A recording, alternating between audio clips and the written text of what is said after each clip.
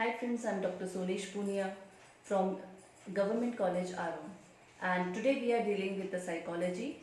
In this we are dealing with the sports psychology, especially with the meaning and definition of sports psychology. We have the first slide here. According to John Luther, sports psychology is an area which attempts to apply psychological facts and principles to learning, performance and associated human behavior in whole field of sports. You can see here the two words are there in sports psychology. First is sports and second is the psychology. Sports, as we all are we do participation in the sports activities. We are well much familiar with that term. And psychology is the study of human behavior in general terms. So study of human behavior in the sports field is the nutshell meaning of the sports psychology. So John Luther explains about the psychological facts and principles. What are the psychological facts and principles which are associated with the learning performances? In sports, we used to learn many activities, many skills. You all know that there are variety of skills of a particular game. Just like when we say about in hockey or in basketball or in any other sports, when you pick up a single skill, like just in basketball, when you pick up a dribbling, there are many forms of dribbling. When we use about the various forms of dribbling, when we learn, we have to focus about the psychological facts and the principle of learning there. And according to that, the human behavior is changing in the overall sports field.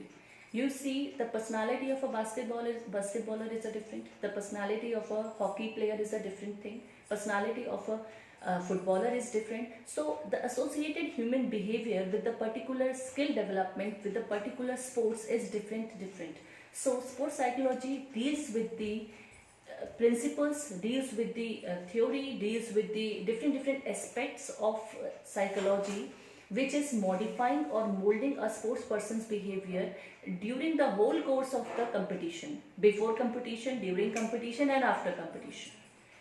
According to K.M. Burns, sports psychology for physical education is that branch of psychology which deals with the physical fitness of an individual through his participation in games and sports. Here he is telling about the physical fitness of the individual. Just like sports psychology deals with the enhancement of the physical component of our body. Because when we are psychologically fit, when our mind is ready to apply the psychological factors on the physiological parameters, then the performance will be great. So participation in games and sports is automatically improving your fitness level. The fitness also contains your mental fitness here. According to Singer, sports psychology explores one's behavior in the athletics. When we play sports, our behavior patterns are shown in the different conditions. When we win, the other kind of behavior will be shown. When we lose, the other kind of behavior will be shown. When we are in a group, when we are playing a team sports, the another kind of behavior will be there. And when we are participating individually, the another kind of behavior will be shown by the individual. So according to Singer, the sports psychology explores and deals with the behavior patterns in the different situations of and during the play. It involves the study of how psychological factors affect the performance and how participation in sports and exercise affect our psychological and physical factors. It is vice versa. Psychological factors will affect the performance and automatically the exercise and participation in sports will affect our physical and psychological factors simultaneously. Now the importance of psychology in our field. Why we are studying this particular topic in our sports field. So first of all, in our sports field, the main reason behind any kind of study will be the enhancement of the performance. So we are studying the psychology to enhance our performance. The ultimate aim is to improve our performance at any cost. So first is the preparation for the competition. The psychology is preparing an individual for the competition level. Simply, psychological skills will help the athlete to manage the competitive performance environment, and it includes the learning relaxation skills, mastering all the attentional styles, imaginary, self-talk, developing a pre-competition mental routine, and these all are the different psychological skills an athlete should go through to improve the performance during the competition. Relaxation is important before competition and after competition, because anxiety and stress levels are high before competition also. It includes the progressive relaxation, slow controlled deep abdominal breathing or autogenic training. It will relax your psychological aspects as well as your physiological parameters. Mastering all of attentional styles, concentration is very much important for an athlete. So the concentration should be on the process rather than the goal during the competition, because when we concentrate totally on the performance of our style, performance of our skill, performance of our particular event, then only we can target our goals. Next is the imaginary. Both visualization and kinesthetic imaginary is important to analyze the real situation on the field. And self-talk is important. It should be positive. As we all know that positive self-talk will boost up your internal motivation. And developing a pre-competition mental routine. How your routine should be fixed.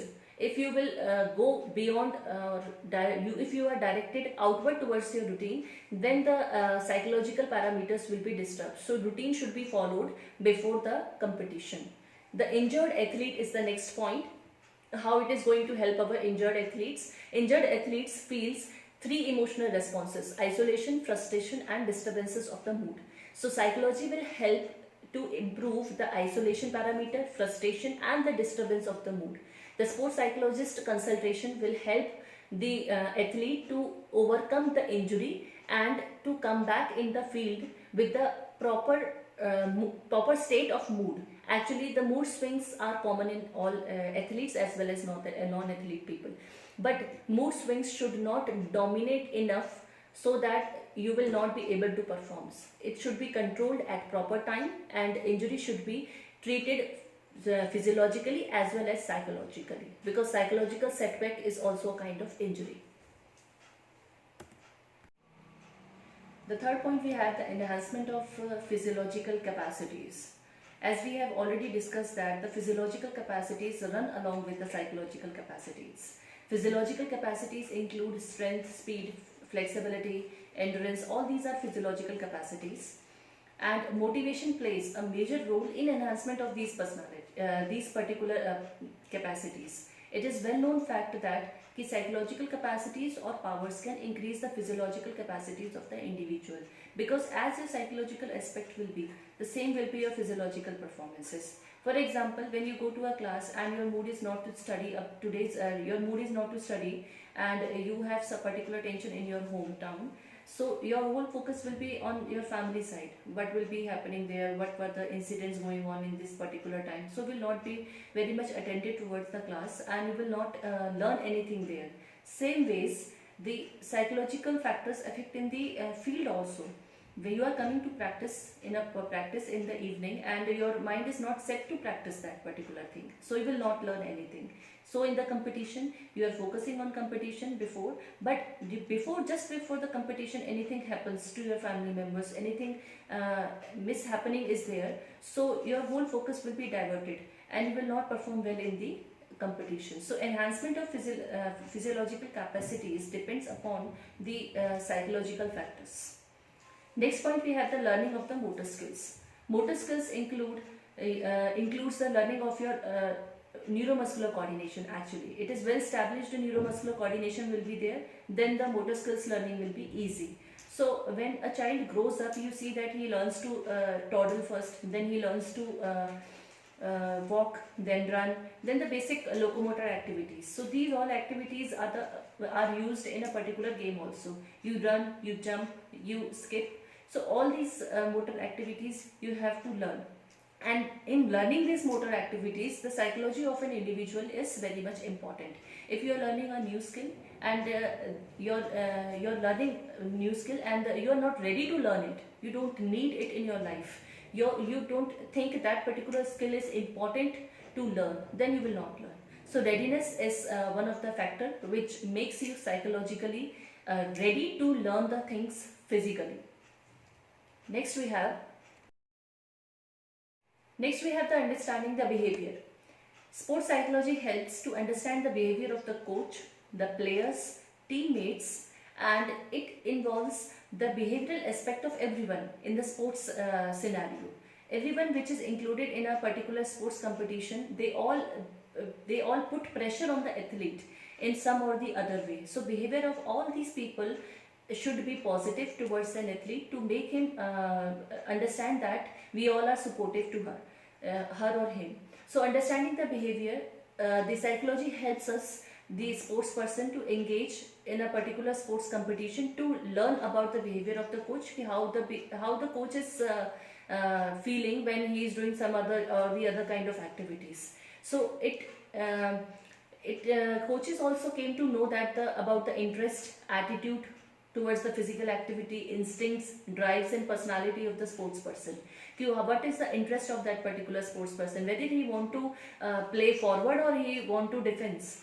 The attitude towards the physical activity, whether the athlete is interested in that particular activity or not, whether he is taking it seriously, the competition which he is going to perform, is he taking it seriously or not, and the instincts, drives and the personality of the sports person. These all things are studied under the behavior patterns. So it does not play its role only in understanding the behavior, but also it plays role in the medication of behavior in various sports situations. It modifies the behavior of an athlete according to the need of the competition also. Next point, we have the controlling the emotions. Sports psychology plays a very important role in the controlling of the emotions during the practice as well as during the competition. Generally, emotions may bring spontaneous changes in the behavior. Spontaneous changes means very sudden changes, regular changes in the behavior of the sports person. Today he may feel good, tomorrow he may feel bad, and after that he may also feel that the withdrawal should be done from the sports activities. So many things are there in the life of sports person. So these are where we have various emotions like anger, disgust, fear, negative self-thinking and feeling of ownership, and these are the various emotions we feel, and these emotions, when they are not controlled on time, the performance will decrease automatically. So sports psychology plays a vital role in such controlling such particular type of emotions in the proper time. It helps in balancing the arousal of the emotions also, which further improves the performance, which adds on the performance. Next point, we have the preparation of athletes psychologically for competitions. Sports psychology also plays its role in preparation of athletes psychologically for competitions. Only physical preparation and physiological preparation is not essential or not only essential part of the play or competition. We need psychological preparation as well as along with the physiological preparation.